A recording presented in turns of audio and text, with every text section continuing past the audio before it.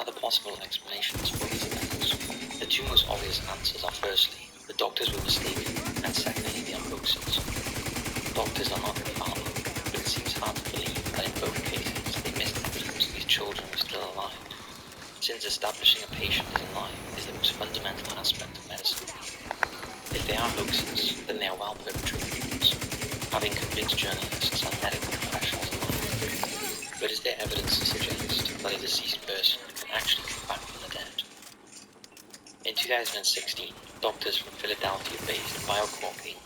hoped to trial a potential world-changing technique which aimed to grow neurons in a dead brain and force them to react with one another.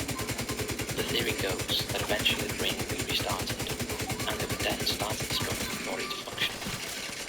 The doctors at BioCorp, along with Revita Life Services, formed the Reanimate project and believe they can achieve this by injecting stem cells into the spinal cords of people who have been declared clinically brain dead.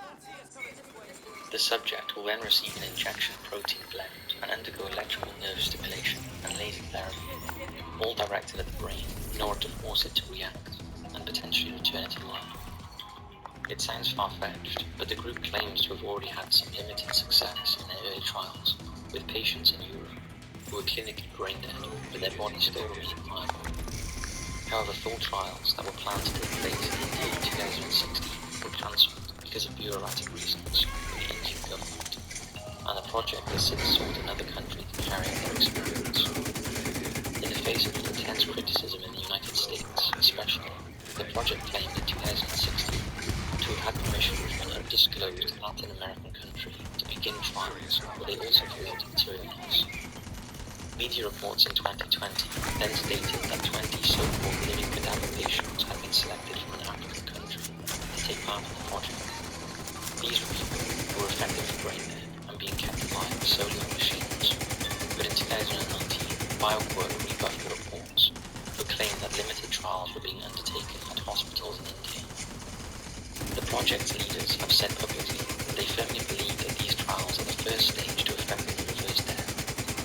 If that's true, could it be possible that the effect the project's effort will have on the human body could also be achieved naturally in some way, possibly with environmental factors at play? Could this offer an explanation of what happened in the case of Calvin and the girl in the Philippines? Until the Reanimate project published their findings, we can't really say one way or another, since it's currently beyond medical science's definitions of life and death, and the tools with which it categorizes such definitions. Another possible explanation for these cases is that they enter a brief period of deep human hibernation that exists between a coma and final death. Humans have in the past shown a remarkable ability to lower body function and activity in order to survive. In 2006, Mitsutika Uchikoshi went missing on Mount Roku in western Japan. As days turned to weeks, many of the search parties began to give up hope of finding him alive, as the area was blanketed in snow, and temperatures had dropped to freezing. Incredibly, however, he was found alive 24 days later, having survived by entering a state of nearly suspended animation.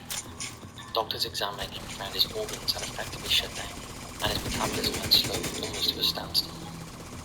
His body temperature had dropped to just 22 degrees Celsius, when the normal temperature is 37 degrees. But despite all this, he made a full recovery. An even more incredible example of human hibernation is the story of Canadian toddler Erika Nordby. In 2001, she wandered outside her home at the night in sub-zero conditions and was later found by her mother almost frozen solid. In her case, doctors pronounced her clinically dead, since her heart had stopped beating for 2 hours and